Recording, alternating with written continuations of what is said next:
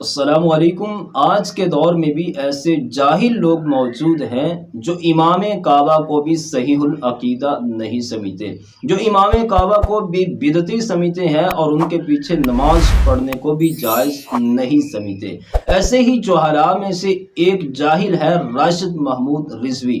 حالیہ دنوں میں یہ ایک پوڈ کاسٹ میں شریک ہوا جہاں اس سے سوال ہوا کہ ایک مسلک کا آدمی دوسرے مسلک کے امام کے پیچھے نماز پڑھ سکتا ہے یا نہیں، تو اس نے جواب دیا کہ ہم سنی کو غیر سنی کے پیچھے نماز پڑھنے کی اجازت نہیں دیتے، یعنی کہ ہم بریلوی کسی بھی دیوبندی یا اہل حدیث امام کے پیچھے نماز پڑھنے کے جواز کے قائل نہیں ہیں۔ آپ ویڈیو میں سن سکتے ہیں۔ میں ان کے پیچھے نماز پڑھ سکتا ہوں یا نہیں پڑھ سکتا؟ بالکل نہیں پڑھ سکتے۔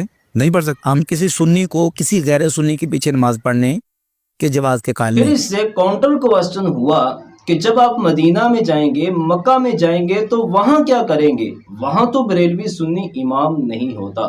تو پھر اس نے امام کعبہ کے بارے میں، امام حرمین کے بارے میں وہ الفاظ بولے جو کوئی مسلمان سوچ بھی نہیں سکتا۔ اس نے یہ بتانا شروع کیا کہ دیکھیں ان کا عقیدہ کیسا ہے، ان کے نظریات کیسے ہیں۔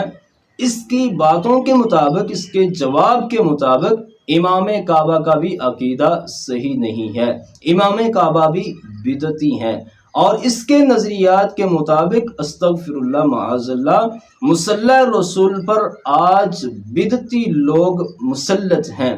جو یہ بات کر رہا ہے، اتنی بڑی بات اس نے کہہ دی۔ جو سینکڑوں، بلکہ میں سمجھتا ہوں سب سے زیادہ تعداد میں پاکستان سے جو مدینہ مکہ جاتے ہیں آج عمرہ کے لیے، وہ بریلوی ہیں۔ عاشق ہے نا، دوڑ دوڑ کے جاتے ہیں، تو وہ سارے ادھر جا کے باجماعت نماز نہ پڑھیں۔ دیکھیں مجھے پوچھ رہا میرا مسئلہ یہ آپ سے نہیں پوچھنا تھا، یہ میں کس سے بات؟ یہ اس لیے کہہ رہا ہوں کہ ظاہر ہم ان کے عقائد دیکھیں گے تو اس طرح کے ان کے عقائد و نظریات ہے، ظاہر ہے کہ جن کے عقیدے کے اندر خرابی ہے ان کے پیچھے ہم نماز تو پڑھنے کو جائز کرانے دیں گے۔ جب میں نے اس کی یہ ویڈیو سنی تو مجھے اللہ کے نبی صلی اللہ علیہ وسلم کا وہ فرمان یاد آیا کہ قرب قیامت ایسے لوگ ہوں گے جو خود بھی گمراہ ہوں گے، دوسروں کو بھی گمراہ کریں گے۔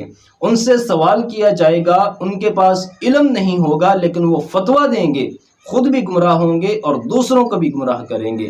تو یقیناً یہی لوگ اس طرح کی احادیث کے مصداق ہیں جو خود بھی گمراہ ہیں، دوسروں کو بھی گمراہ کر رہے ہیں۔